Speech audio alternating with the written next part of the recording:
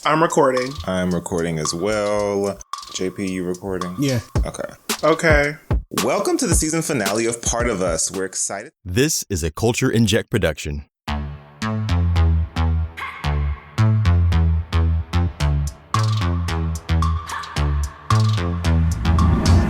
Welcome to the season finale of Part of Us. We're excited to have a special guest with us today, a loyal listener and occasional writer-inner, Romelo. Romelo, welcome to the show. It's good to have you join us today. Why don't you just take a quick moment to introduce yourself to our audience and share some of your En Vogue fandom history, you know, where you're from, how did you discover En Vogue, favorite album, all the things. Thank you guys for having me. So my name is Romelo Estrada. I've been a fan of En Vogue, I want to say, maybe for almost a decade. I think since my early 20s. Actually, the first song that I discovered by them was one of their more obscure songs, which y'all talked about in y'all's last podcast, which was Riddle from Masterpiece of Theater. Oh gosh. Yeah, that was.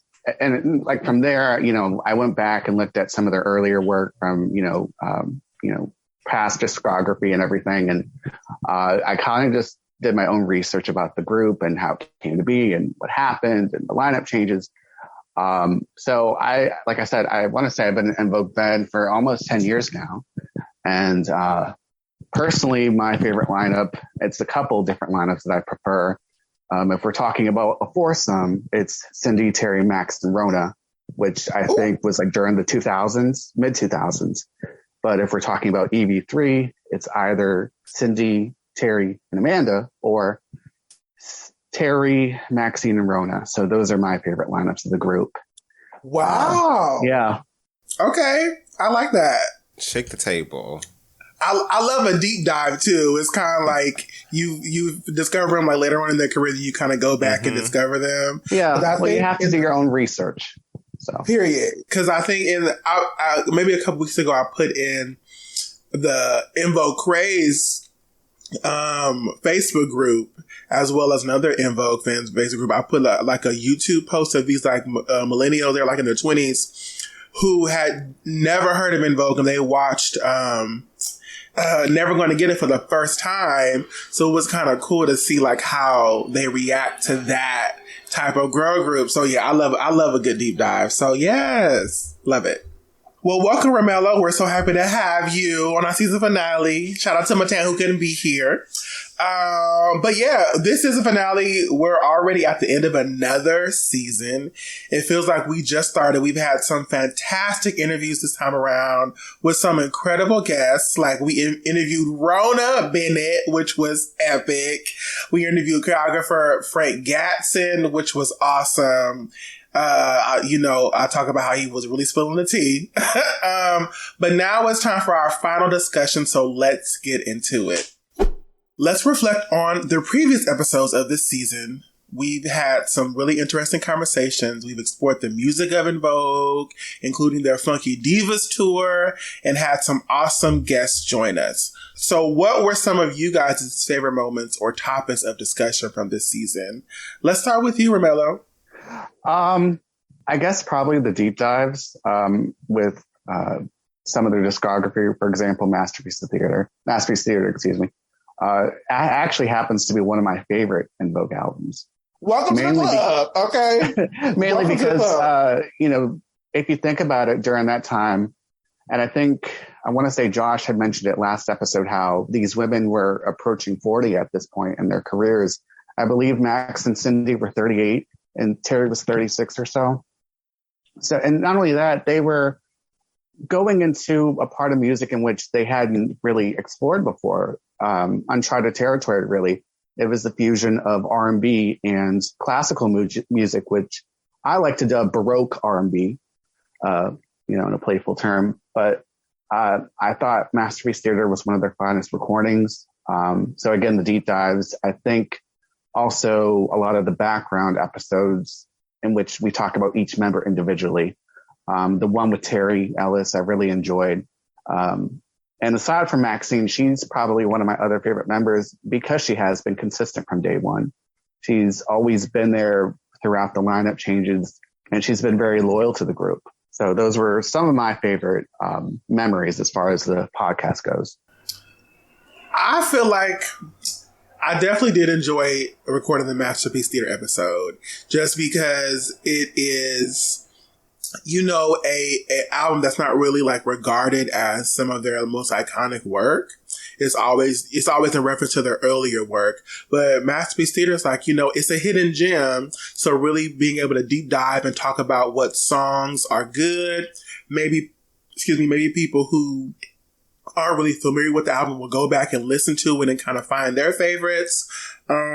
Maybe the girls will listen to it and probably include some of those songs into their set list. Who knows? But that was a fun episode, and definitely doing the deep dives with all of the girls, just because I always say that our producer Matt and Matan are like encyclopedias of En Vogue knowledge. So like they always include things I'm like, I had no clue. So yeah, the deep dives with the girls individually were some of my favorite episodes for sure. Yeah. And if I can mention one more thing, what a lot of people don't know, people just think Riddle was the only single. Evidently, Love You Crazy was supposed to be the second single. There's a radio version of that floating around somewhere. And again, they should add more of those songs from that particular album on, into their sets. I know in the past, with both Cindy, Terry, and Rona, and then the original four from like the late 2000s, I know they performed it live a few times, but it would be good to hear them perform Love You Crazy, or I know they've done Sad But True once or twice, I believe, and Love You More, but they definitely should perform Love You More, because that would be a bop for sure. In like an arena, stadium, yeah, for sure. Yeah. I also really loved so it was a journey to get to the Masterpiece Theater episode.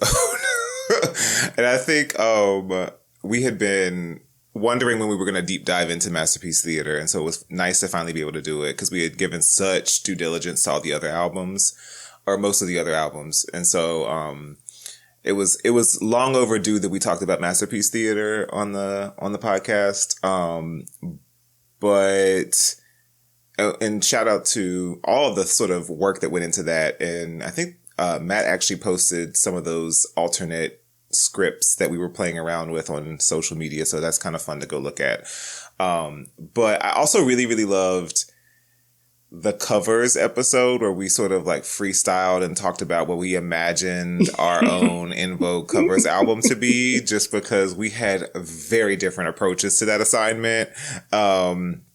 And so it's kind of fun, almost like, when you fan cast your favorite movie that's coming up, or like that kind of like feel of your dream sort of covers album was something that I didn't think would be as fun as it was, but it was a lot of fun, and it was a freestyle of sorts. We didn't really plan on doing that. We just sort of flipped that into an episode. So right. It worked. I have two questions for Romelo, but I want to hear JP what his favorite episode was first.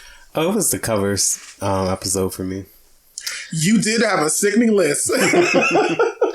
Yeah, I think that was a very organic, kind of natural episode that we kind of came up with. It was fun. I think we had a lot of fun doing it, and I think people had fun listening to us.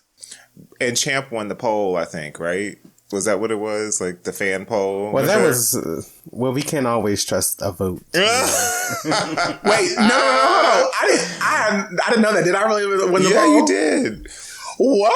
Yeah, I don't know that we ever came back and reported on it. We never came back to report on it, I don't think. But yeah, you won the... It was by a hair. Don't get it twisted. It wasn't an overwhelming... By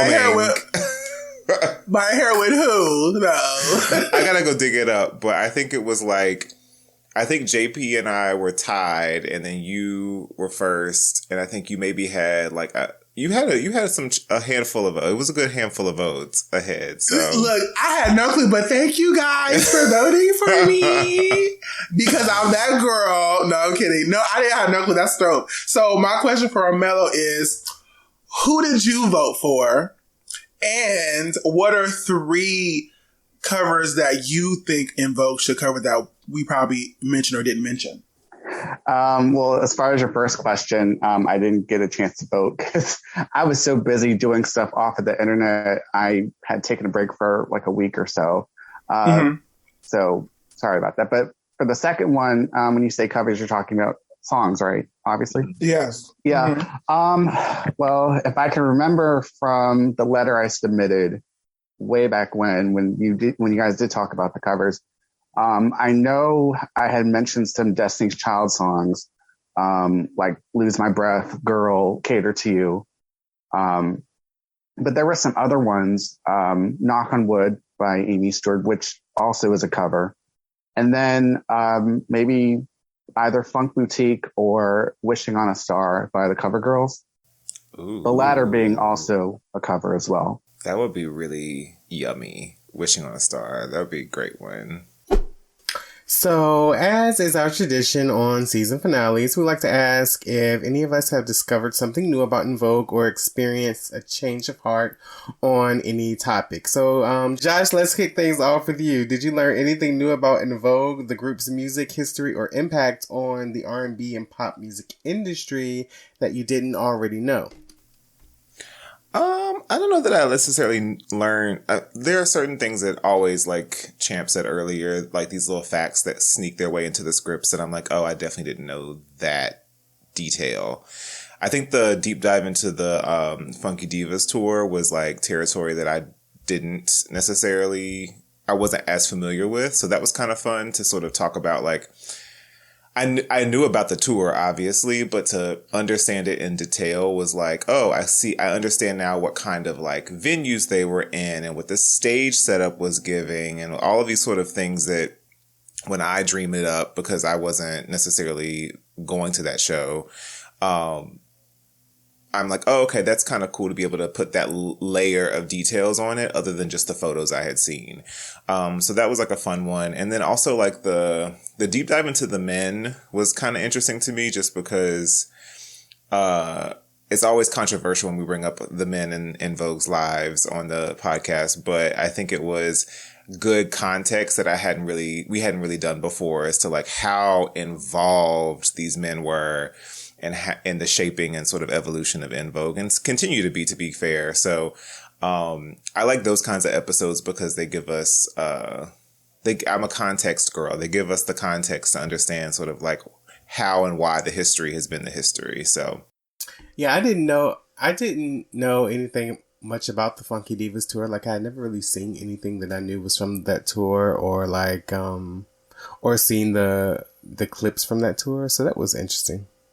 I guess for me, I haven't really noticed anything too different from the group.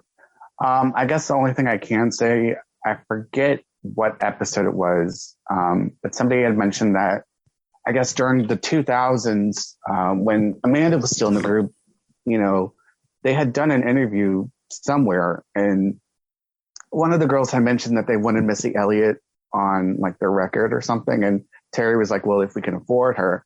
And it kind of made me think, well, damn, you know, you guys are this big of a group. You should have the budget to, you know, be able to hire these people. And, you know, to find out that that they were limited to a certain amount says a lot.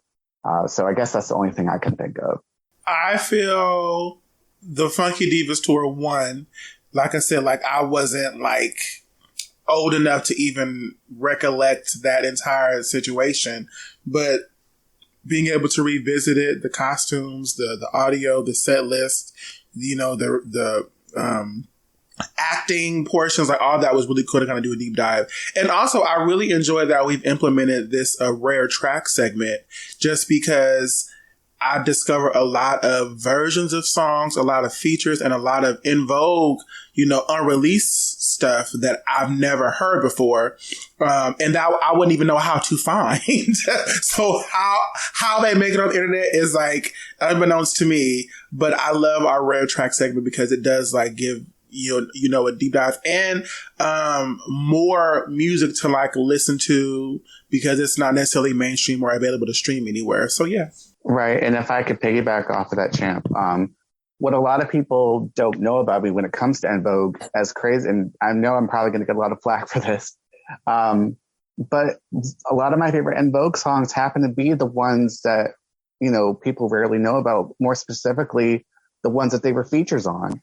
And I think it's because, again, it was a previous episode. We talked about how they just wanted to work with Denny and Tommy. They didn't want to branch out and work with Darkchild or Scott Storch or Stargate or, any other producer other than those two. But when they were features on other songs with different artists, it kind of gave us an idea of what could have been had they been more open-minded.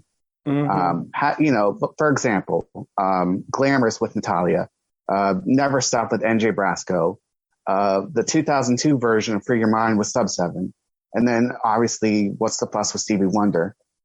Those are probably some of my favorite En Vogue songs, as crazy as it might sound, aside from the ones from Masterpiece Theater and Soulflower and stuff like that. What the Fuss was like a moment for me too, because when I saw that, when it said featuring En Vogue, and although they were like a very small portion of that song, and I wish they had more time. I wish they maybe like one of them was able to like do like a bridge or something. I don't know. But just them in that video looking good. I always say I think that was my first time seeing Maxine with locks. And I was like, oh my gosh, she looks so good. So yeah, What the Fuss was a moment for me. So I agree with that. So let's talk a little bit about legacy and influence. So I want to ask you guys about their albums. So specifically, which En Vogue album do you think has the most significant impact on their legacy and why? It's probably maybe between Born to Sing and Funky Divas, but curious what you all think. Well, I think obviously for me it's Funky Divas. I think if you were just around when that era happened and how like huge they were, I think that is the defining En Vogue album. I agree. It definitely is Funky Divas, just because I feel like, but besides Hold On being like their very first single, but I feel like they're most known worldwide for all of their songs from Funky Divas. Like when people think of En Vogue, they're always thinking "Never Gonna Get It, Never Gonna Get It." It's always that, you know what I mean? I feel like that definitely like they're defining Free Your Mind. Which we always say if it came out today, that video it would still feel relevant. So Funky Divas was definitely like a defining moment for them, especially because it like explored different genres as well. That's when they became a dope girl group to an iconic group. Yeah, I concur. So with me, I actually kind of have two answers. If we're talking impact as far as in a good way, obviously Funky Divas, because it put them on the map. It kind of set, everything rolling and really, showed the world who they were as artists. However, I think for me, really, it was EV3 because it showed for the first time En Vogue as a trio. And in Dawn's absence, there was a certain part of the sound that wasn't there anymore. And it kind of, unfortunately, led to the downfall of the group, in my opinion.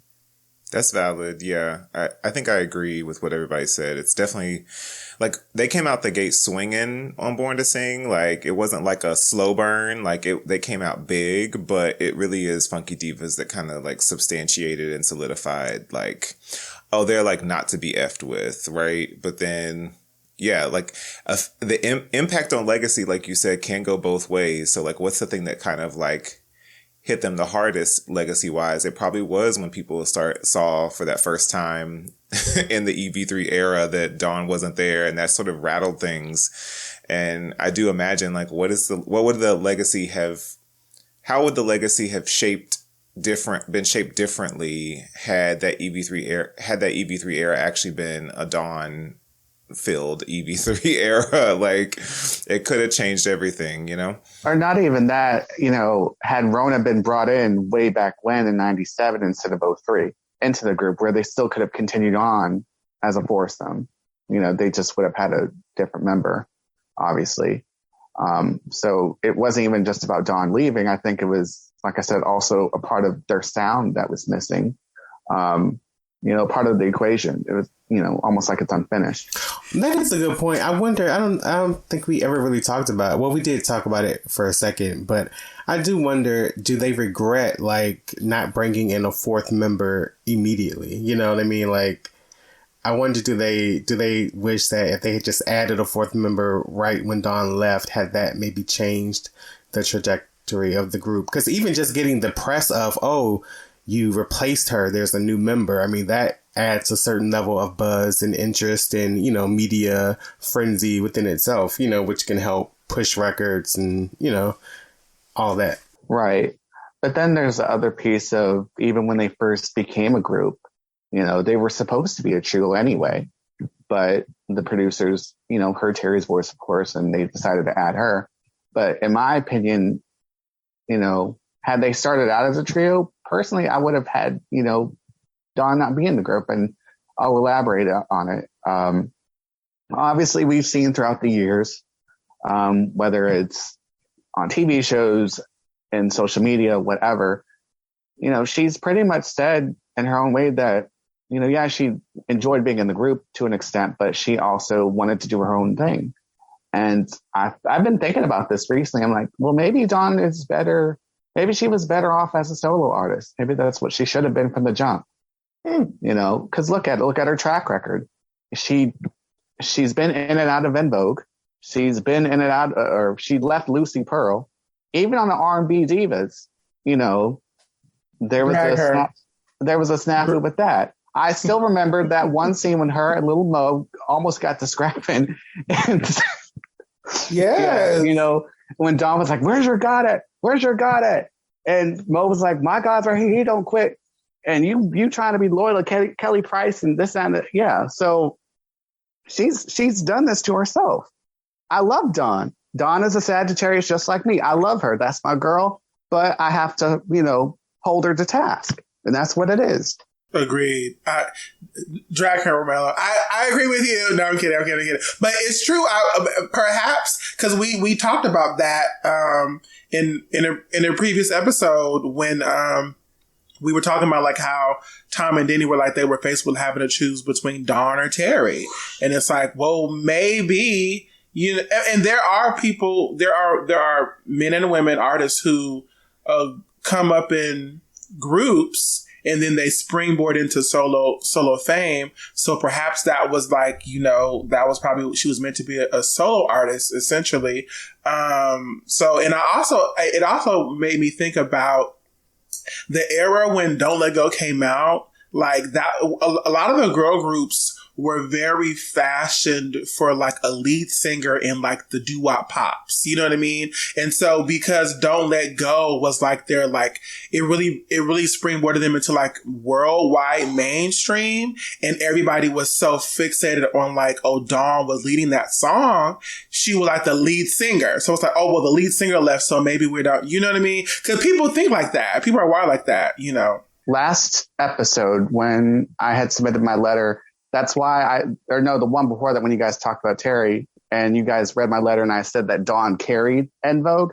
That is why I said that, because yes, all of them have unique voices. They all stand out on their own in different ways. But in my opinion, I think Dawn's kind of projected more. And, if you were to kind of reduce En Vogue to one singer, to one person who kind of stood out both vocally and aesthetically, in my opinion, it would be Dawn. She kind of gave that edge. She served a lot of the sex appeal that the group acquired. Yeah, I think JP, I assume you agree, JP? I mean, when he's right, he's right. I don't know what else. You were about to say something, Josh? Oh no, I think like Dawn, I think it's more or less like she's like the catch-22. She's like, she is the gem, I think, inside of the group. And I think she's also the group's biggest challenge. So like, it's kind of weird. But I mean, we talked about this before that, a lot of the girls before En Vogue were working on solo things. Dawn, namely, being one who had we saw this sort of mystery album that she doesn't claim come out, that, says very much that that's the space she was in, right? Was, I'm going to be a solo artist. And so it's a lot to go and sacrifice the amount of like sort of space you're allowed to have when you go into a group. And so we kind of should have known from jump, but we didn't know those details back then. We just assumed, oh, everybody's down to be in a group. Everybody's like 100% in this. This is sort of this is the only end goal. But, for sure, Dawn is the one. If any of them were going to be solo artists, Dawn was the one who had the package. So I think it was when the group was on the Wendy Williams show, like back in 2018, and Terry had told Wendy, while we're still a group and while we still operate as such, we're each individuals. We each have our own aspirations, and if we want to leave to go pursue those aspirations, we should do so gracefully. We can even look at Destiny's Child. They started off as a foursome and then continued on as a foursome when Latavia and Latoya were replaced with Michelle and Farrah. And then they became a trio, and then they each branched out, did their own thing, and then they came back in the mid-2000s for their final album, and then finally went their separate ways. And me personally, I don't think there's anything wrong with that. People are going to want to do their own thing. And I think it's sometimes good to have time apart. And I remember, I think it was either Michelle or Kelly, they had said that on the Oprah show when they came back. I think it was in 2004. One of them had said that it was good that they were apart because they got to grow and they got to find themselves and they got to learn more about the music industry and just learn, really, really take a deep dive into that whole artist development. So I thought that was very interesting. And I don't love Matthew Knowles, but we got to give Matthew Knowles credit because he set them ladies up for success, because that was a thoughtful process, right? Like, he brought all of them into solo deals and that in between so that they could each prosper in their own lanes. Like, that's the difference, I think. Because I don't like how he did Kelly Rowland.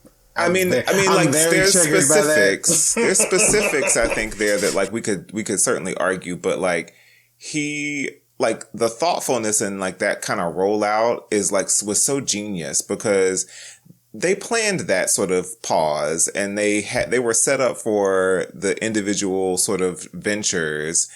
And there was probably always this idea that they would go prosper, hopefully in some way solo, and come back and be a stronger, bigger, whatever for the final sort of album. And I think there's credit to be given because it's very obvious that En Vogue didn't have that plan in place should one person leave, right? They were like, well, we've only known a group, so we're going to stay in this group and do whatever. It could have been really interesting when, the chaos around Dawn leaving actually just was like, well, maybe we should just do a year of nothing, or we go do our own thing for a year and come back. Maybe Dawn will have spread her wings, figured out what she want to do and come back, or whatever it is. And then we can maybe be a little bit stronger together. But they just sort of pushed through and barreled through because probably finances, business, whatever, you got a damn near finished album. You got to go ahead and like figure out how to get it out into the world. But there's a lot, I think, there's a lot more success that could have been had if folks had been more thoughtful in that sort of process. This discussion, it does bring a light bulb in my head to where it's like, there are some members who I feel like when it comes to a group, I feel like there are some members who can like leave or be fired or etc. and it not really affect the group's trajectory. But then there are some groups, some members in groups where it's like when they leave, you feel it. I feel like Dawn is one of the. I feel like when Ginger Spice left the Spice Girls, it was a thing, but they still continued on, and their album after that is like one of my faves. But I feel like, but if Sporty Spice left the group, that would be a different story. Or now that they've done that worldwide tour and Posh not being there, you can kind of notice because Ginger isn't the best dance. You know what I mean? So you kind of notice like, yeah, even with Fifth Harmony, I feel like if Normani left the group and Camilla was still in and it was just the 4 girls, it would make a difference because Normani has a presence about her, you know, but I feel like when Camilla left, although she's very successful, but like they were still able to kind of have a presence as the foursome because her being there or not, it did mess up the formula. So like Dawn not being there and just a kind of segue, you know, we do know that En Vogue has had their share of controversies and member changes over the years. How have those events impacted the group's legacy, if at all, and the legacy of those members who have come and gone, since we're kind of on the topic? I think it's unfortunate, though. I think their legacy, I've said this before, but I think because the reason En Vogue isn't in the conversation of receiving some of those, you know, Lifetime Achievement Awards and all of that is because they're not the originals. You know what I'm saying? Like, I think because they're not together, they're missing out on some of the flowers that groups like SWV and Escape are getting right now. You know, so it definitely negatively contributes to their legacy because literally. Yeah. Like, yeah. Like SWV got another, like, I think Black Music Honors gave them like a Lifetime Achievement Award last night or something. Like them girls. Oh yeah, Latavia and Latoya were there. Those women argued it out on television and they are like, we're still gonna stay together, okay? Like, it just makes sense. It's like the money, like, okay, yes, they get a bag as the 3 of them, but I think the levels that they can reach as the originals is just based on the nostalgia and the, you know, just what they did for women. Like, they should be, you know, in those spaces right now. And, you know, these organizations are not going to award a group without, you know, all the members because it's just like, well, we don't even know this girl for real. no shade to Rhoda, but it's like, yeah, you've been here, girl, but you're not who we know.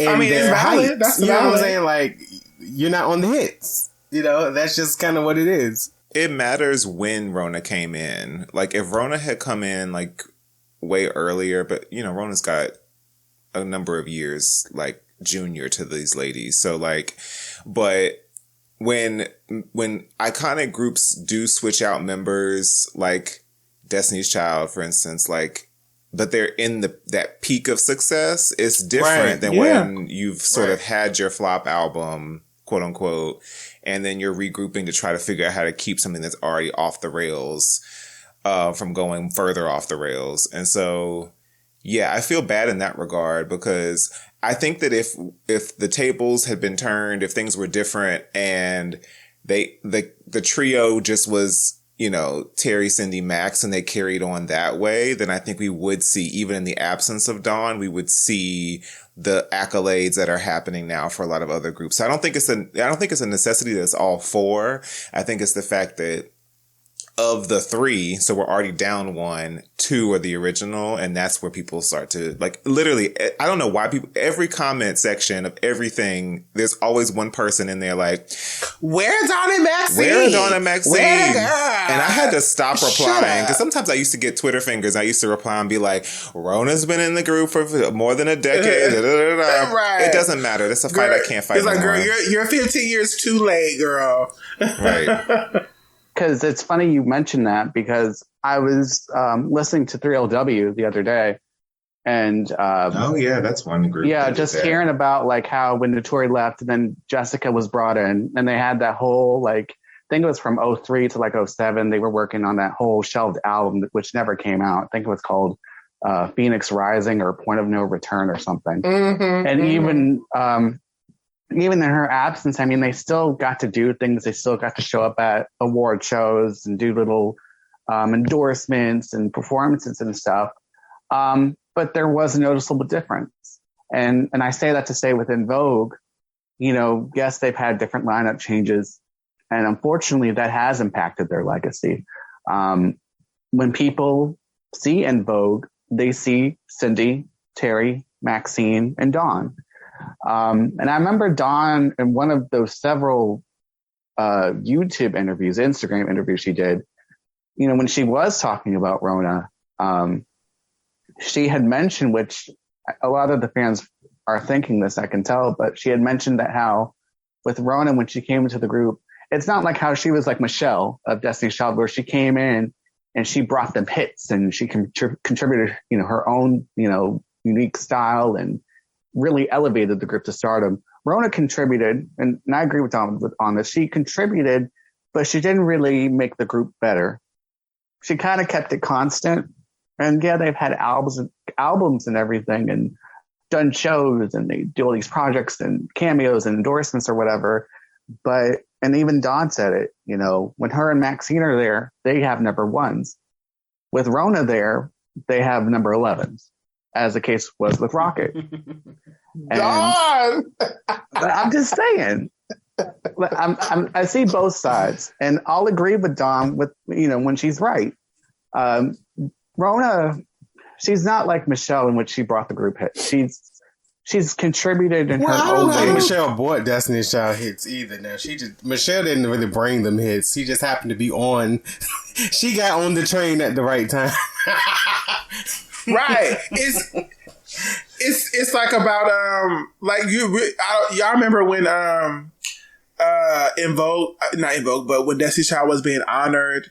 In Tierra Marie and A-Marie and Rihanna, did that little, yeah. So it's like, they were honoring Destiny's Child and their legacy essentially. But the reason why Michelle could stand there, with those three and not the original other two, Lil Tyva and LaToya, is because she came in at the tail end of Writings on the Wall. She was on the Say My Name, Bugaboo, Jumpin', not Bugaboo, but the Jumpin' and Say My Name video. She was on Survivor. She had a verse, on Survivor.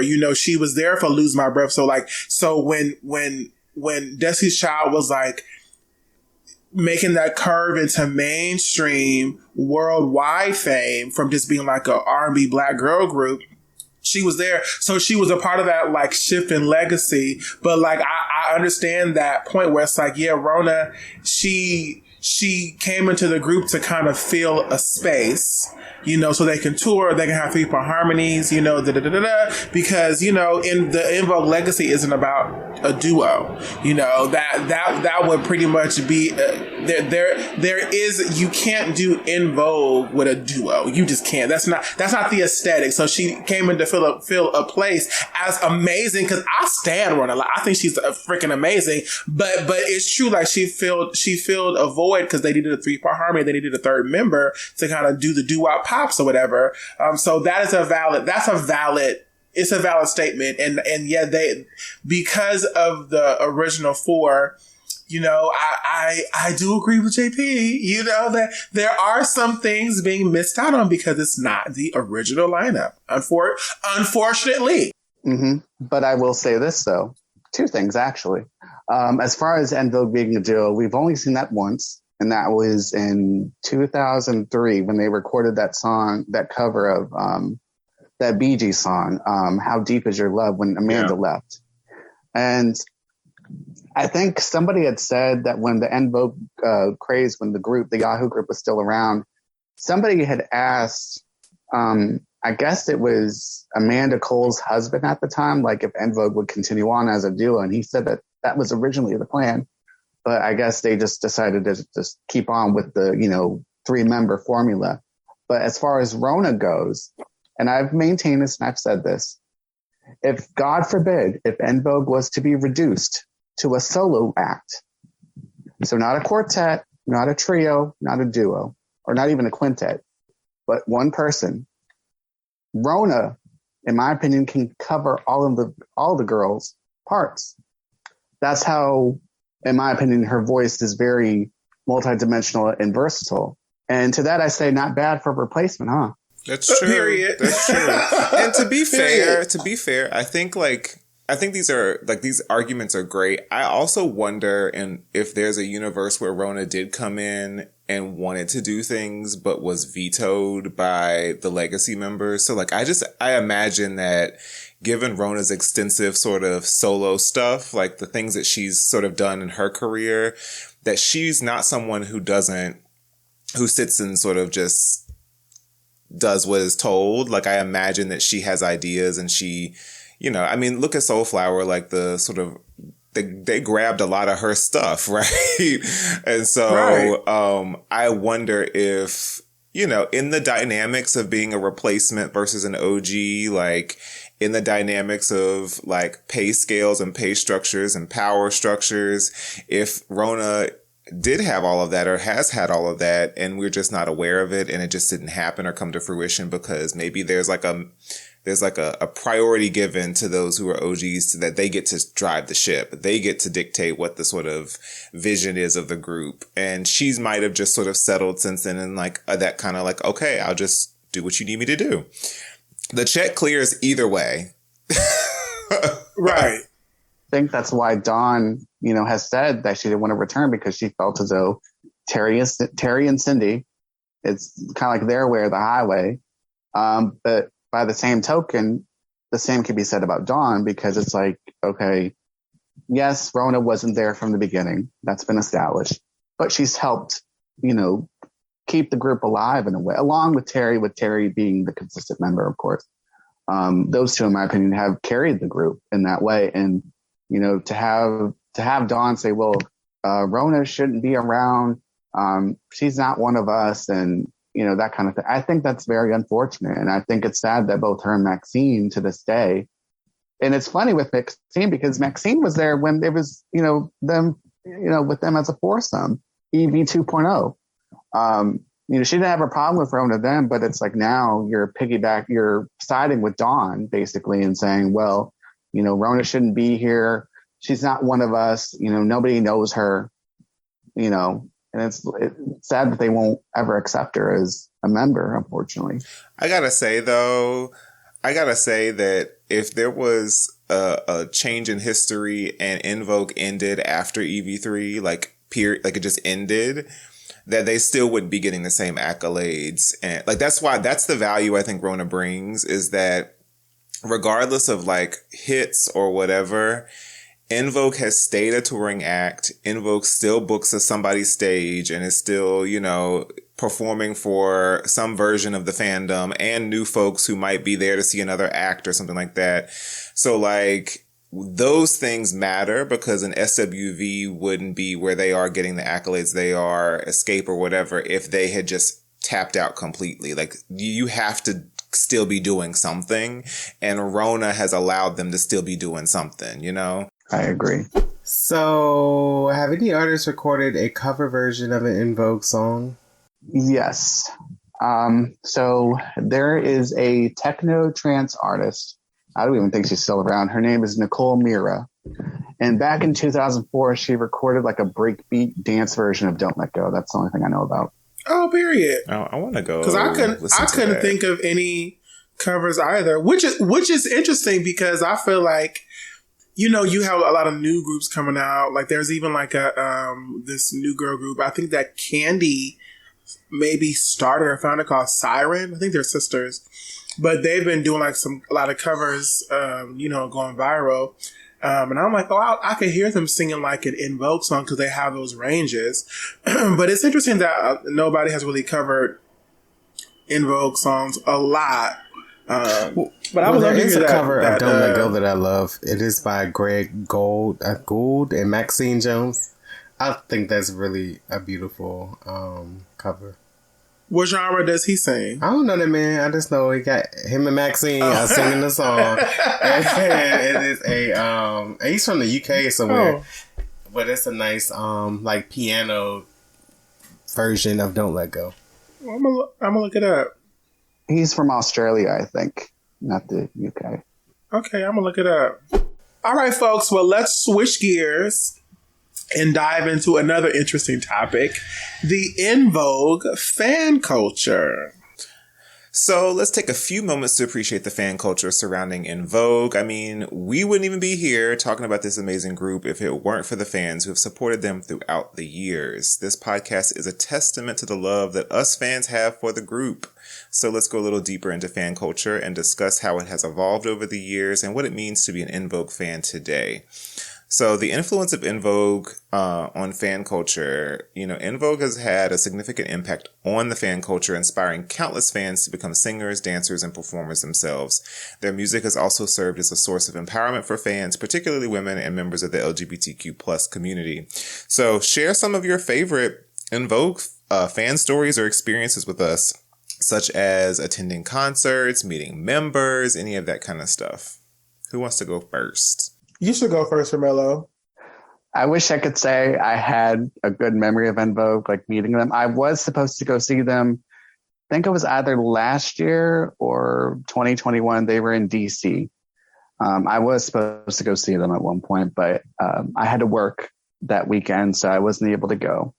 But other than that, I can't really think of anything. You know, I don't talk to any of the members on like Instagram or Twitter or anything. So that's it. Well, Maxine does follow me on Twitter. And Okay.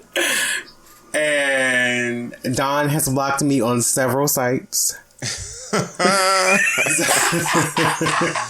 As we always reference. She has been blocking me since MySpace. I'm like, I don't understand. Oh my gosh. But yeah, I've never actually met the ladies in real life. I've seen them. I went to their concert they were at Busch Gardens or something a year before last. And that was cute.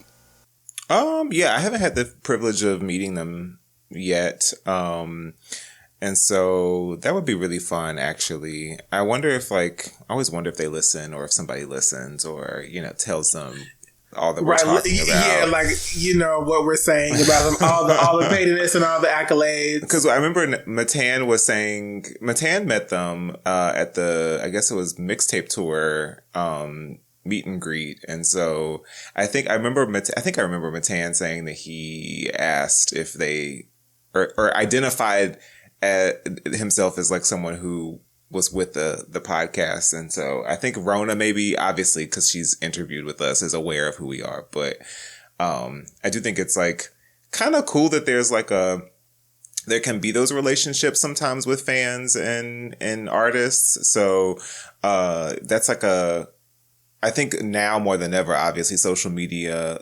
people like new artists, like their entire fan bases are built on interactions that they have, and like they be having whole conversations with people in the DMs. And so like that mysterious or that sort of mystique or intrigue is kind of gone these days. And so yeah, I want my En Vogue story where I met them, but I don't know. Meet and greets are so like fast paced, and so I feel like you don't really have like a lot of time to talk. So I would love to like actually run into like somebody somewhere and be like, I got a couple questions for you, like while we waiting in line at the exactly. at the pizza place or something. I don't know. Okay, Barnes and Noble or something like that, or Target, like something like that.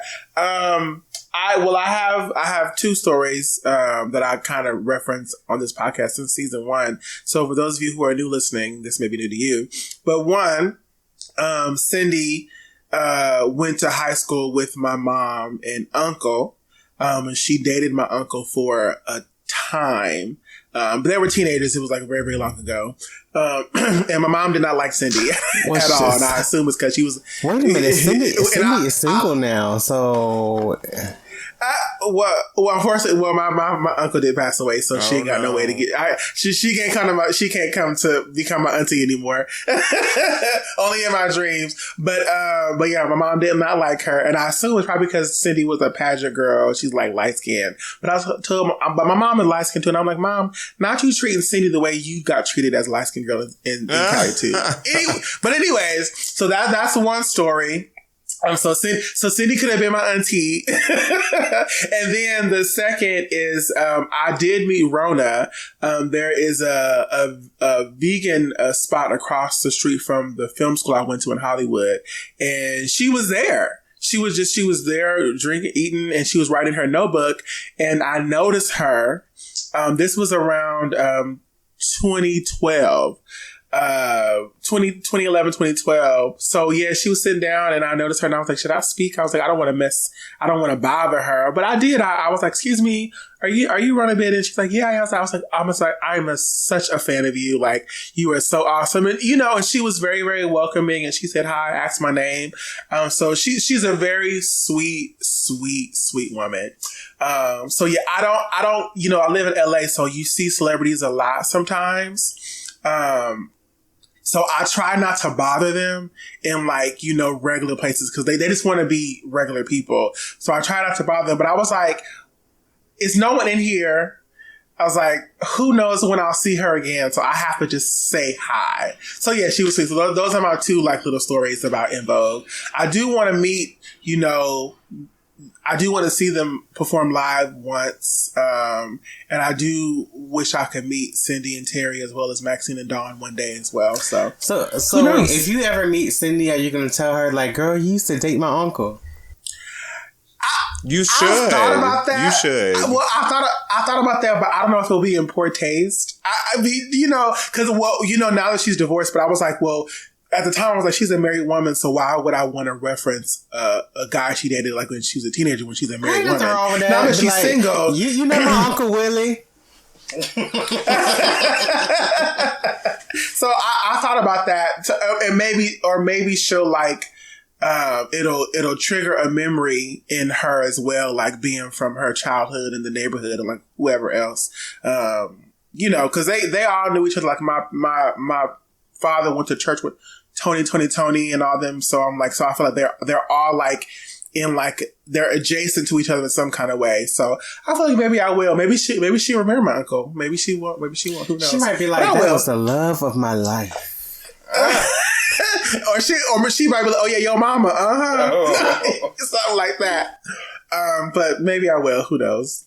I totally get it. I was going to say, Champ, as not just with En Vogue, but I know for me personally, because I work at the airport, I've met a couple celebrities, and I understand where it's like you admire them, but you have to admire them from afar because you want to be nice. And like I've met Queen Latifah, I've met Dog the Bounty Hunter. No, that's funny. Yeah, Lunel, the comedian. And then my husband, he went to high school with Missy Elliott, or middle school, excuse me. So yes, that's good. That's cool. That's a cool story. Because so you sometimes you might meet a celebrity on the wrong day, and and it is probably not. It's not necessarily them, but their team might want to avenge their mood and get you fired or get you, what I mean? People are vindictive like that for whatever reason. So I try to stay away because you never know, like, especially at the airport, people be like tired and whatever have you. So I get it, but sometimes I'm like, no, I'm speaking. If I see Beyonce, no. I have seen Beyonce and I didn't speak because it wasn't appropriate. So it just depends. It just depends. Where were you on the you saw time, Beyonce and it was that appropriate? At church? That is always appropriate. You're in the house of the Lord. You supposed to. I mean, they have a section during the ceremony. Don't they have a section where you meet and greet? Like, yes, they do. Shake hands. But it was during, everybody went to Beyonce during that. So one, her and Jay-Z. Well, the church I used to go to, her mom and her husband Richard, like they were actual members. So she came every Sunday or whatever. But it was one Sunday where like Beyonce and Jay-Z, like they snuck in during worship, like in like the side entrance. So like you don't even notice them walking in because you're just focused on like the singing and whatever have you, and the lights are dim or whatever. And so it wasn't until like the pastor was preaching and you look over and you're like, is that Beyonce? And then we're all like in our group chat, because I sang on the worship team, so like we're in our talking about, I think that's Beyonce to the left, and we're all like, that's Beyonce to the left. So so there's no chance to like really to speak to her. And then of course during the benediction or whatever you want to call it, then she sneaks out. So like there's no time to like. But then one guy who worked at the church, he did run around the building to catch her get in the car to get a picture with her. He got a picture? That is, he did get a picture. He got a picture. I would have been in the pews waving like, hey girl. I would have got up. I would have took, you were in the choir, I took my robe off and I would have went and sat as close to her as possible. Right. Okay. We're not singing today. But it wasn't the culture of my church, because like we had a lot of celebrities out that frequented, the church, but it was comfortable because like we didn't like, bombard them with fandom. Like Chadwick Boseman was a member with his wife Simone. Jill Scott came. Common came every. So they come because they're comfortable, because like they're not being treated like a celebrity. We just kind of like say hello and bye, that kind of thing. Lisa Ray was a member. Diddy came sometimes. So, but I feel like when it comes to En Vogue, to kind of bring the topic back to them, when it comes to En Vogue, I feel like I wouldn't feel weird speaking to them in public just because, I feel like they're in this time and climate, they're not like super famous. Like there are celebrities that you can recognize and just be like, oh my God, how are you? I love you. Versus like if you see, a Taylor Swift, there's no way you can get to her because she's not alone. She has bodyguards, but I feel like I could see Cindy at freaking Best Buy or Target or like at the Apple store and be like, hey, Cindy, I'm a big fan of you. Hey girl, how you doing? So essentially, but so that being said, like with social media, the advent of social media, at least platforms like Twitter, Instagram, and Facebook, fans have more direct access to their favorite artist, or maybe not. In JP's situation, fans have more direct access to their favorite artists than ever before. What are the pros and cons to having such access to their favorite celebrities? The pros, obviously, all celebrities, if no one knows this, all celebrities have a marketing, management, social media team, and they get query alerts whenever their name or anything associated with their brand is mentioned. So if you think that they're not seeing your stuff, they're seeing your stuff. Probably why Ava DuVernay blocked me on Twitter, but that's another story. So they're seeing your stuff. So I feel like one of the pros is like being able to have some form of like direct influence on how they see the fandom, if they see your comments, even like with like movies, like I think what Rosario Dawson, the reason why she's a part of Star Wars is because she was fan casted on Twitter, and that's the reason why the people at Disney were like, well, let's interview her, let's get her in this right. in the audition or whatever. Or even like how Beyonce, how she has the Cuff It remix, based off of a TikToker. You know what I mean? Like those things, or that her choreography on Cuff It includes the TikTok dance that those two girls made up. So I feel like it has an influence. They see it, but also the cons is that they see it, So, they're seeing all the negative, and they might respond in kind by blocking you or by responding to you or, recollecting who you are and not speaking to you if you come there are pros and cons that, I feel like it can be a pro and a con, them seeing all this engagement and you directly talking to them directly on social media. I agree. And I kind of say the same thing. I think one of the main pros is that they are more accessible, celebrities that is.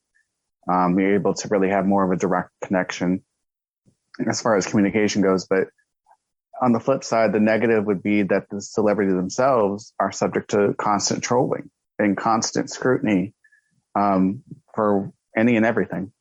I kind of like, I miss when my celebrities felt like untouchable, like, and unreachable. And like, that's sort of like, you wanted them to feel like there's just a heightened sort of like intrigue when you don't know someone's life. You don't know what they had for breakfast. You don't know that they're on vacation. The things that like social media tell us all the time, like we don't know what's happening backstage because we don't see the behind the scenes stuff until they put it out for us intentionally. Like that kind of stuff created a level of like intrigue and mystique that I just really miss about what it was to be like a star.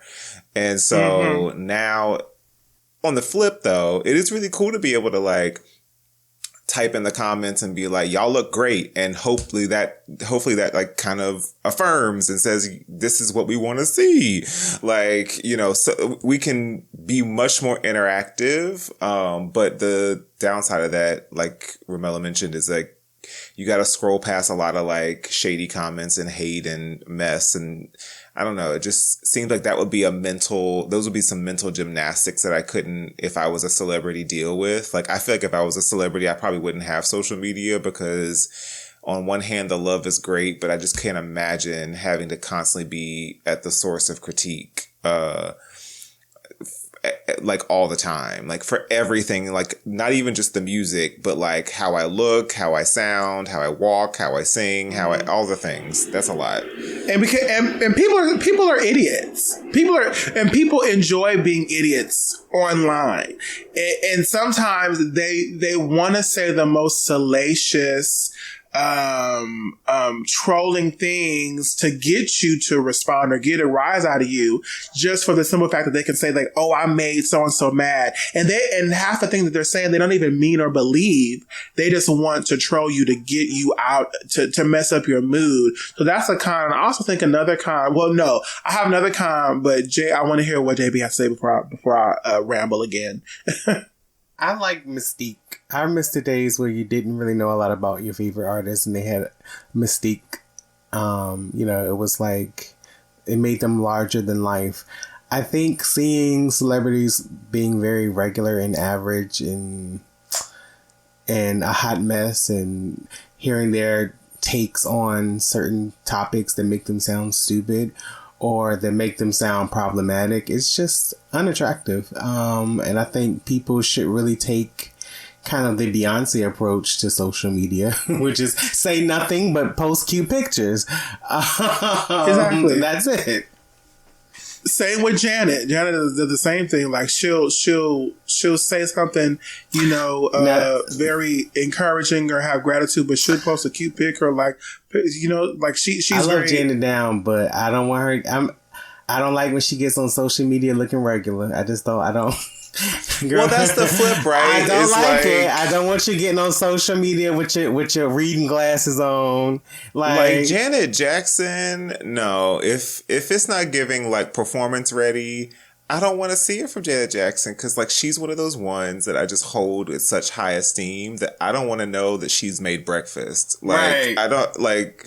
Yeah. It's just it ruins it for me. Plus, I think it's so funny because I don't actually think Janet Jackson does any of her social media. Like, I think somebody is doing that for her because she be posting these, like, I think she does post a little inspirational grandmama quotes on Instagram. Like, that might be her. But some of these other things, I think there's a team at play because Janet Jackson, she constantly reposts stuff to her Instagram story of like people dancing or people like, I'm like, she ain't doing that. Like Janet Jackson is not bothered. She's not.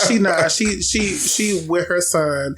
But I feel like those are also cons too. I feel like the mysticism of celebrity no longer exists because of social media, and I'm like, I'm a fan of you because of you're essentially like a superhero, like Madonna, Prince, Beyonce, Michael Jackson, Lady Gaga, David Bowie, like y'all, they're like superheroes to us in a way musically. And so I don't want to hear your politics because some people are idiots as well. Like you're probably amazing singer, dancer, whatever have you, but you're probably a sucky human being. and I don't want to know that unless I need to, unless I'm like a biopic and I find out that you're like an Ike Turner, like that, those things are like, it's fine. But I'm like, you need stop responding. Stop. The clapback isn't your thing. Stop being petty, like all that kind of stuff. It's like, don't engage, like stay on a higher frequency because of your status. And I also think another con is, what was I going to say? That some people, and I would say En Vogue as well, just don't know how to use social media.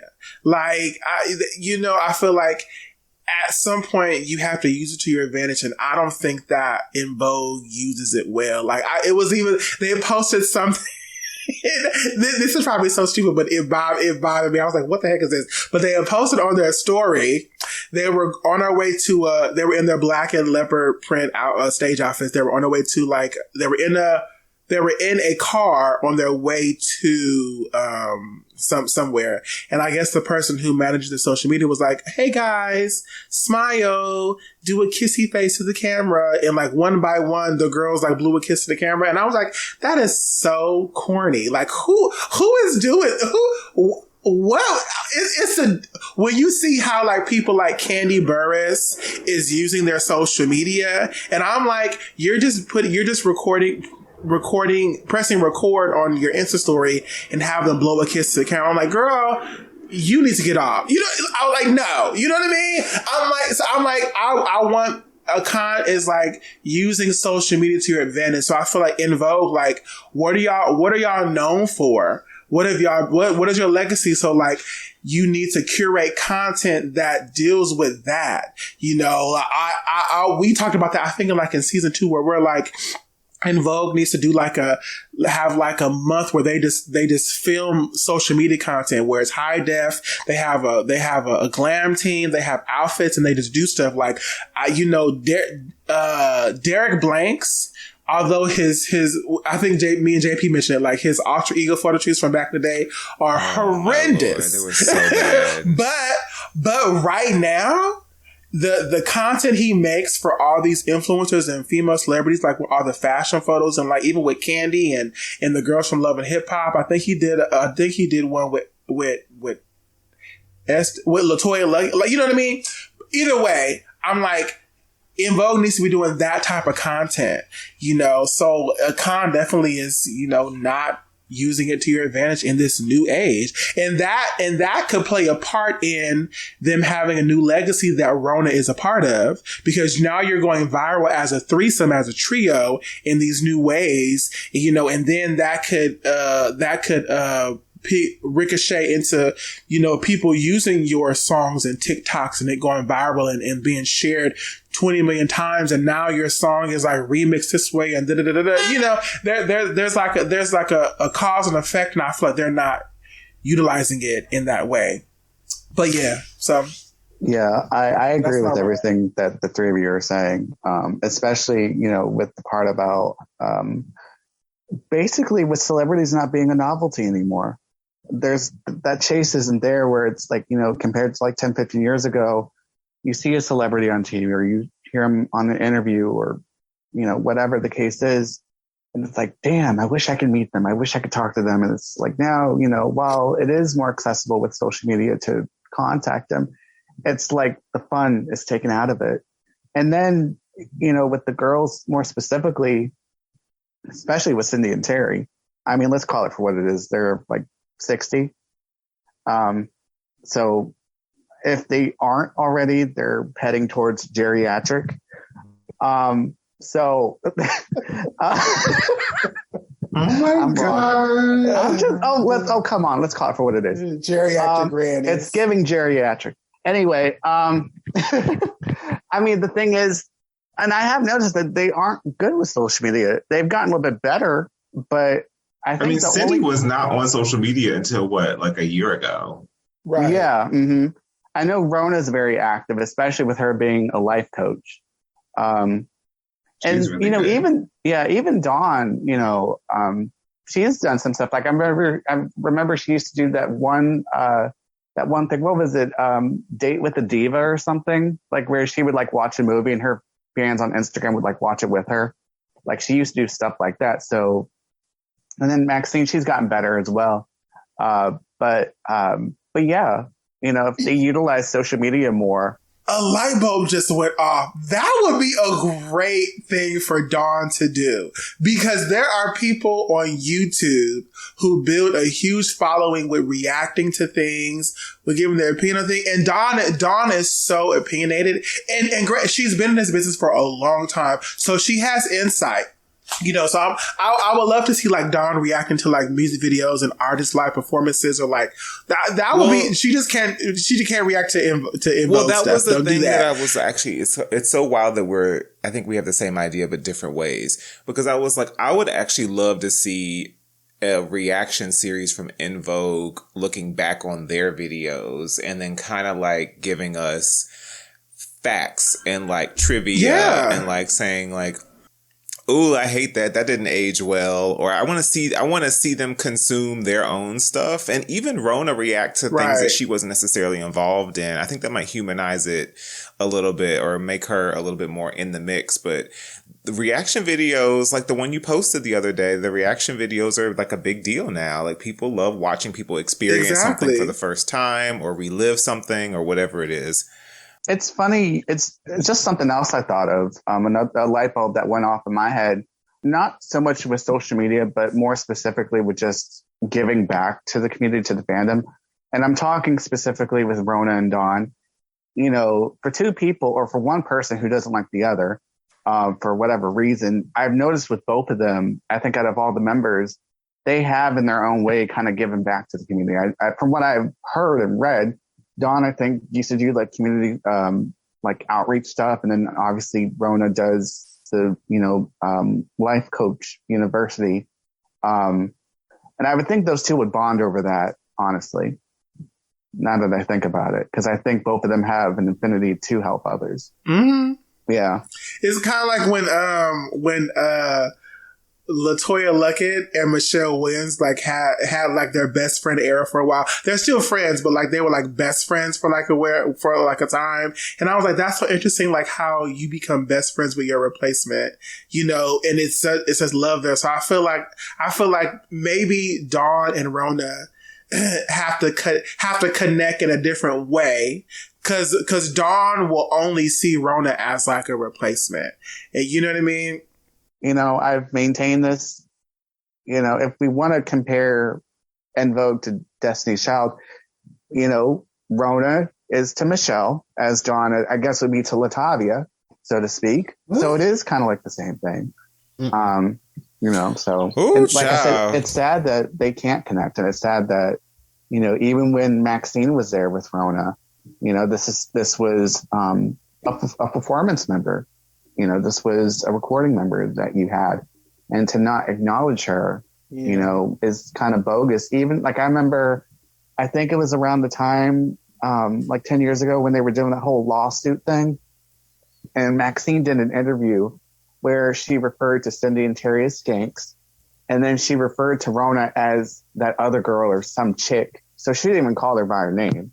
So, it just goes to show you, it's like, okay, in one breath, there's like this camaraderie that you guys have, but when things don't pan out, it's like you call this person everything but a child of God and what have you. Exactly. Yeah. Well, back in the day, fans used to rely on forums and fan communities to connect with others who share their love for their favorite artists, since social media wasn't a thing. Although those communities still exist, they have changed over time, bringing in more diverse perspectives and conversations. Romelo, were you a member of the En Vogue craze when it was part of the Yahoo groups? No, I wish I was.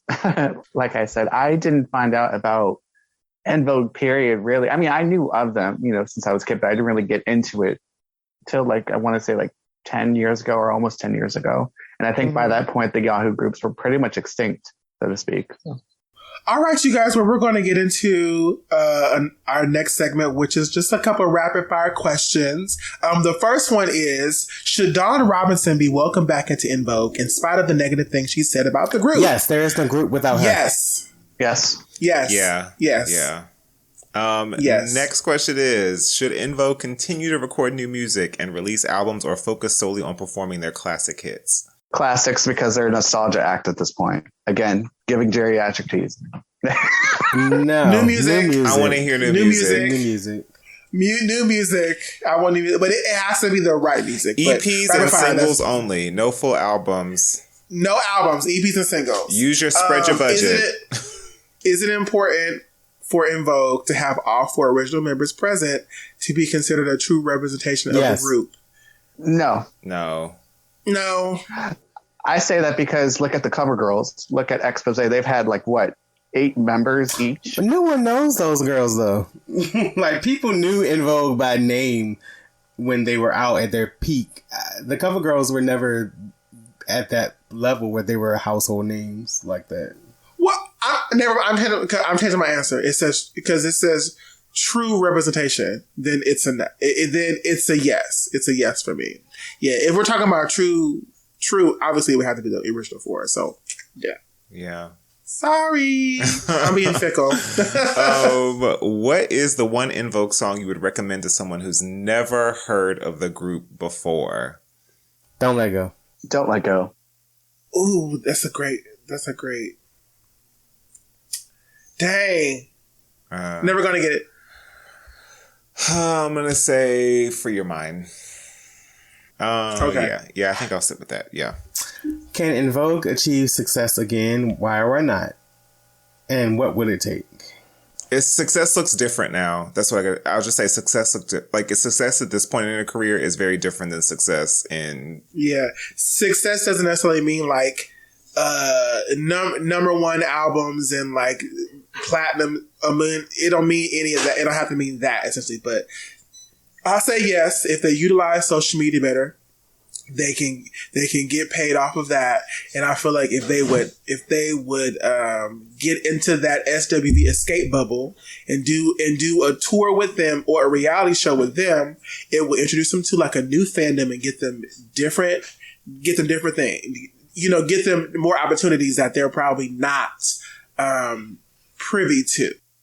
I think they could still have it, but in my opinion, like I've said twice, I think at this point, at this stage of the game, they are pretty much like a nostalgia act. So anything that has to kind of do with that, I think they could really flourish in. As far as the verses, because it's weird, because if we're talking about against another girl group, in my opinion, it would have to be Destiny's Child, but they would have to get back together for that, whether it's the three of them or all four or five. But as far as, you know, against a boy band, maybe Boys to Men or New Edition or something. Did we talk about that? Did. Like about Boyz like II En Men Vogue was the doing, one. yeah, because it's like there isn't really another girl group that could compare to En Vogue in that era, really. Right. Except like Escape or SWV around that time period, but they've already done it. So I feel like Boys to Men will be like a great versus battle, En Vogue and Boys to Men. But I mean, back to the rapid fire question, you're gonna exclude Dawn and Maxine from that versus? Absolutely not. Oh no! I mean, they can't. Well, no, not you. I'm just talking about in general. Like I'm just in general. Like they would have to be involved too. Extend the invite. I'm like, extend the invite. They won't show, but extend the invite. For sure. You know what? I could see Dawn. Well, they get paid for verses, so I'm sure Dawn and Maxine would show up and get their check. I think Dawn and Maxine would attend. I mean, yeah, because even when they did the whole thing for Sylvia Rome, Dawn did say she originally didn't want to do it. You know, if you remember, but Maxine kind of had to, you know, push her to do it. And then I think they said that there was money involved. So, and Dawn said it involved her, so that's why she showed up or something. So, and they went viral. And they look great, and it was a great moment. It was a good moment for their legacy as well. The moment was lost because they should have capitalized. I'm like, I wonder what. I feel like Rona was probably a very good sport because she was the one with the camera. She was doing the boomerang. She was taking the footage because she knew that it was a moment, you know. But I can imagine like what the tension was like where was Maxine and Dawn, like, were they talking to her? Were they being short with her? You know, like, you know, I always imagine like being a fly on the wall, what that would be like. But, you know, they made it work. I mean, maybe that's now, because I know when Dawn did one of those interviews, she had mentioned that she met Rona years before, like, I think when she first came back in the late 2000s. I think they met like on the tour bus or whatever, and they hugged and, you know, they got to know each other. And this is right before they had that BET performance with Alicia Keys, and how even with that, like, Rona was upset that she didn't get to be a part of it because Terry had to let her know, you know, you can't be mad at what people are used to seeing, which is the original lineup.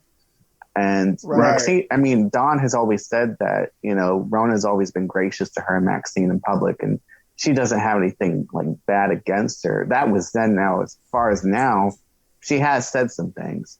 Like even as little as, saying that Rona aesthetically doesn't fit with the group, like she's too tall and. But it's true. Like, I mean, it's a shame if it's true. That rocket video tells a different story. It does. That rocket video tells a different story. Y'all give that away more than it deserves. Because they found a stylist that was able to hone that a modern aesthetic with the current trio. They look good. I mean, I think they look good. I'm just saying with Dawn. Beautiful gowns. Yeah, they killed it. They killed it. Yeah, and I agree. I forget who said it, but Rona does look good with the bob. I like her with her braids and everything, but she looks better with the bob. It fits her face more. 100%. That bob is iconic. Yes. And not too many people can pull that off either. So nope. I would love to see her do I want to see the girls play with color in their hair because they all wear black. I mean, Rona will do a brown or burgundy hair in her braids, but I would love to see them play with. I think Cindy has played with blonde highlights. Maybe I think Terry, I want to say, has done a pink streak. I want to say, but I would love to see them play with color, especially Rona because I feel like she has the face structure for it. So now we're getting to our submitted letters, which is, one of the highlights of our episodes. And this first letter comes from, I don't know if this is your real name. If it is, I apologize. Percival Beauregard Smith. Yes, a name. Hello, Percival. And Percival says, "Greetings. I must express my utmost admiration for your latest episode featuring Terry Ellis. It has served to reiterate her esteemed position in my regard. Grateful appreciation is extended for delineating her pre-En Vogue and solo endeavors. I maintain that this is written like a Percival, very, very a student in classic. I maintain that she boasts the most intriguing history. This was an erudite and enjoyable installment and a testament to your superb production. Thank you. I eagerly await the episode on Maxine, my other esteemed subject of interest. Adoration of the program prevails. Postscript, might I implore the individual known as JP to procure an alternative microphone as the current one renders a harsh, disquieting auditory experience. Your equipment harks back to the times of Queen Victoria, and I entreat you to improve, for a troop is only as strong as its most feeble component. Expressions of gratitude for your attention to this matter. Percival, your devoted admirer from across the pond." Matan, is that you? No, I'm kidding. So anyway, next letter comes from Justice Jackson. Yeah, let's continue. Hey y'all, Justice here. I wanted to reach out and just apologize for missing out on joining you guys for the final recording. Life has been lifing over here, but I just wanted to check in and say congratulations on another entertaining season full of rare facts, shade, and read downs galore. You guys are awesome and really are a critical asset to giving the EV fandom a public voice, as well as giving our ladies their due flowers. Keep up the good work. Looking forward to another awesome future season. One love, Justice. P.S. You'll be getting a part 2 letter. I gotta catch up on the Masterpiece Theater episode. Y'all know that's my favorite album, so I gotta come through with a full review. Ha ha. Aww. Thank you for a nice letter, Justice. A nice one. Talking about my and we were how dare you? Okay, we were sad that you were able to make it, Justice. We were actually excited to record with you, but next time for sure. Third time's a charm. Right? This is we came from talking about the harsh side of social media and how you gotta deal with the people in the comments and the trolls, and Percival just did the same thing we was talking about to JP. And that's how you deal with it. You just move on. You just keep it moving. An example of how to buy me a new microphone, Percival, and buy it for me. Thank you. And your microphone is fine, friend. We hear you just fine. The next email comes from Serafina, and Serafina says, "Hey, I had to drop you all a line with a question that's been bouncing around in my head lately. So, as a diehard En Vogue fan, I've been daydreaming about this wild concept of a time-traveling girl group led by these fabulous ladies. Just picture it, En Vogue with their killer harmonies and killer dance moves hopping through different historical eras. It's like a musical time machine. They could be serenading the Renaissance or bringing in their infectious energy to the 20s. The possibilities are endless, and I can't help but wonder, if En Vogue were to create a time-traveling girl group, which historical era would you want them to revisit and why? Can you imagine their harmonies adding a touch of Vogue-ish flair to the Renaissance, or maybe grooving in sync with the 20s? Or maybe an ancient civilization. Looking forward to tuning in and joining the conversation. Serafina." Serafina, did you come up with the Masterpiece Theater concept? Like, it's giving the call is coming from inside the house. No. This actually is like an interesting idea to consider. I would love to hear them do music like kind of like in the Renaissance era. I feel like we've all been talking about still wanting them to go through with their dance album. So I would love to hear, like them do some voguing stuff. That would be cool. Like something like Summer Renaissance or, something like that. Or Cuff It, I would love that. And maybe like a past era, maybe the 70s. I would love to hear them do some disco. That'd be interesting. The part about the 20s era, I would love for them to do that. Like, some blues, like very like Ella Fitzgerald, Etta James type of material, just be very like, very much like a chanteuse, if you will. It'd be interesting to kind of see them do that type of music and have that approach.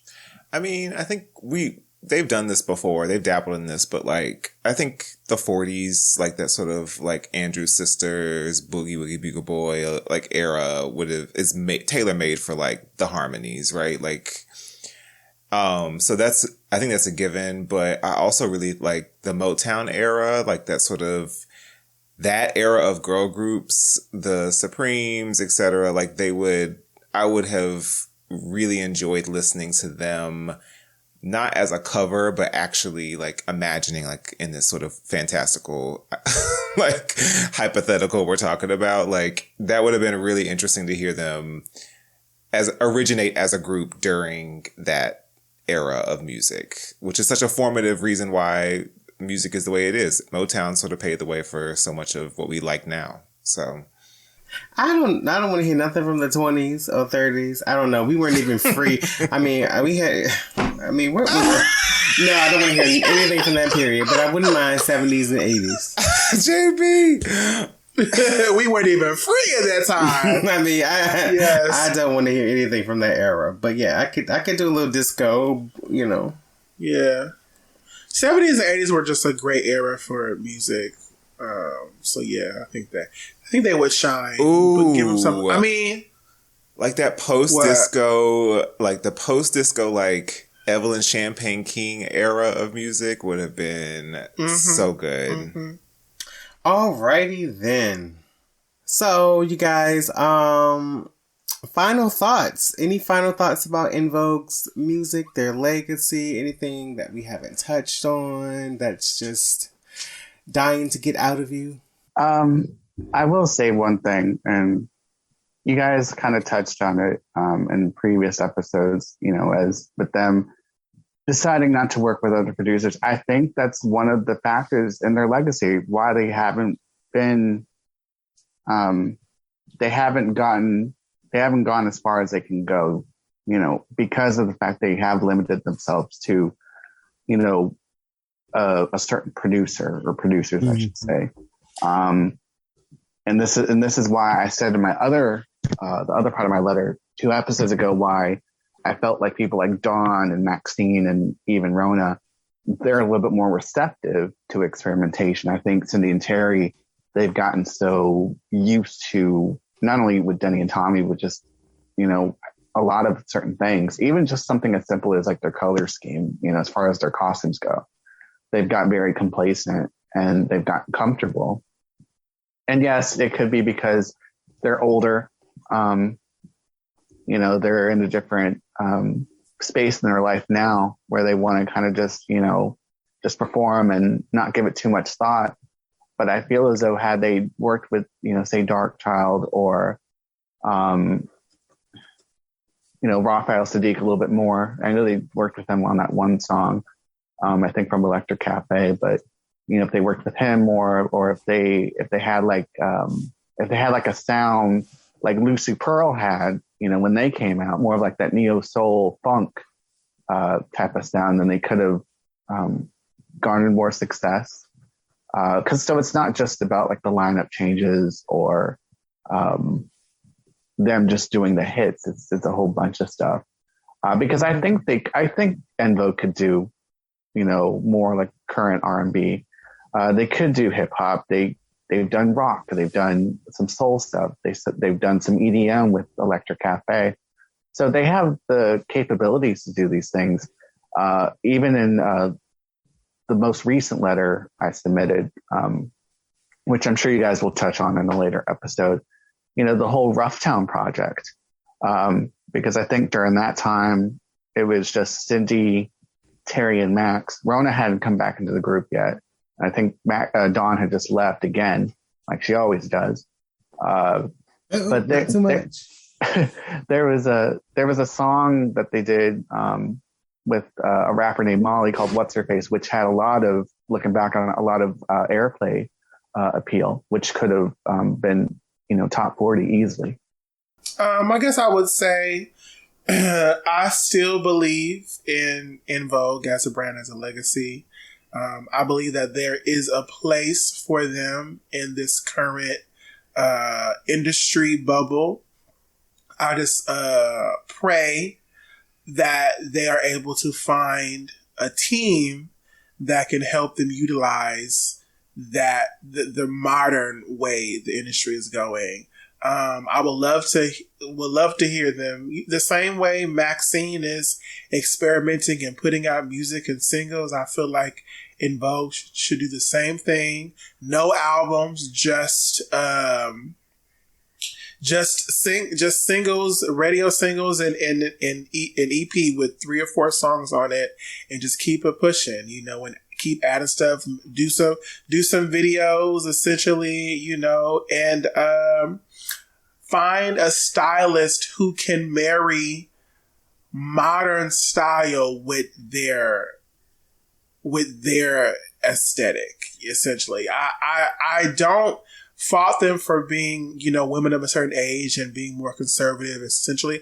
I don't fault them for that, but I feel like there's a way that you can make that fashion forward. And I don't think that they have reached, I think that when they were with Michael Mann, you know, rest his soul, that they found that, you know, because he made the girls look amazing on all their spot dates as well as in their rocket video and their promos. Like, they look great. Even on their Electric Cafe album cover, I thought that they were styled to perfection on that. Those outfits should be stage outfits, to be quite honest with you. But yeah, I just, you know, my final thoughts is just, I just want them to continue to evolve and not get complacent. And, I feel like Janelle Monáe is a very, very great example of how you do a metamorphosis. You know, she did an interview where she had mentioned that when, you know, cause she was just wearing tuxedos in black and white, you know, for the first half of her career. And then she started venturing out into like black and white ensembles where it was dresses and different fabrics, and her hair was changing. And now, you know, sis is showing her titties on Instagram.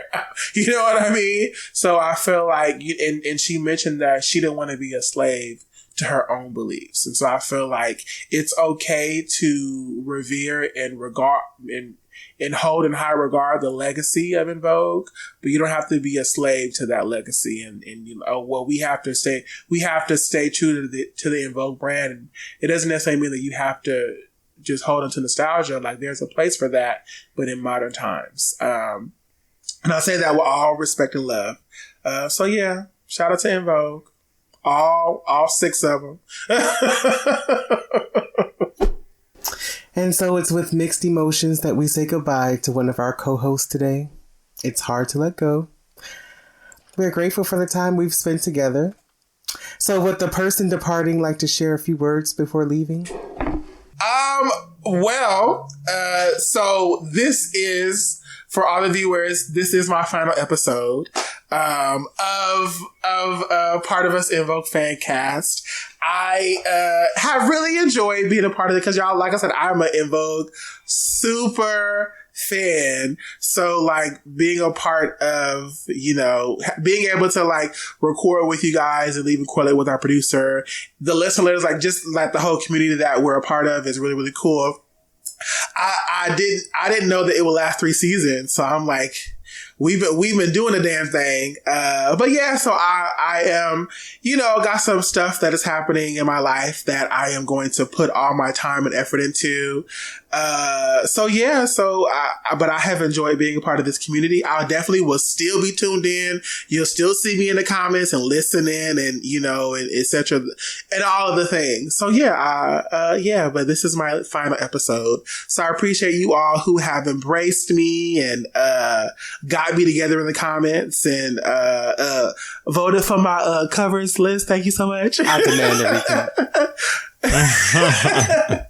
But yeah, so thanks for bringing me into the fold, and shout out to whoever replaces me. I will not dawn you. I will embrace you the way Michelle did LaToya.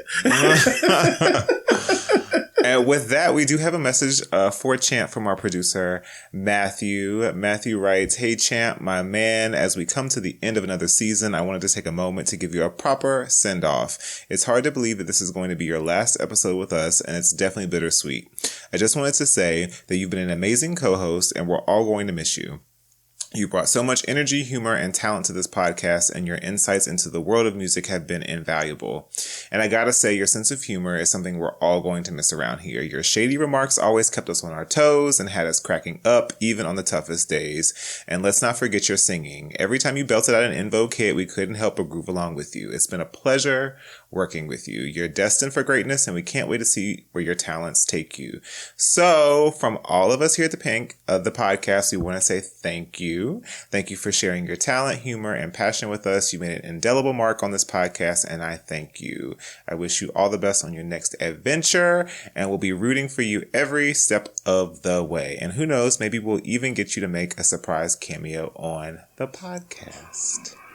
Yes. Thank you, Matt. I appreciate that. I do. Aw. Tear. Thank you, guys. Thank you so much. And with that being said, friends, that is the end of our season here. So please make sure that you stream Part of Us on Audible, Apple Podcasts, Amazon Music, Google Podcasts, and YouTube. And make sure you visit us on YouTube, Facebook, and Instagram at En Vogue Craze. And on Twitter, you can find us at Part of Us Fancast. Thank you so much to Romelo for joining us on this final episode. Thank you, Romelo. The send-off episode. You were awesome. And we will see you all soon. Alrighty. Bye. Bye. Ciao. Bye. I cannot.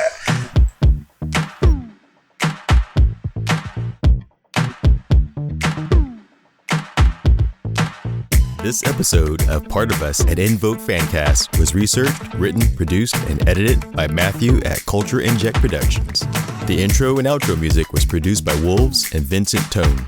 We're more than just a podcast. We're a fan community. You can keep up to date on En Vogue and chat with other fans by visiting En Vogue Craze on Facebook.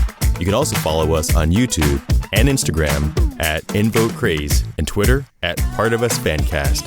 Part of Us and En Vogue Fancast is not endorsed by En Vogue, E1 Music, or En Vogue Records, and is intended for entertainment and educational purposes only. En Vogue and its names, images, and audio clips are registered trademarks and/or copyrights of their respective copyright holders.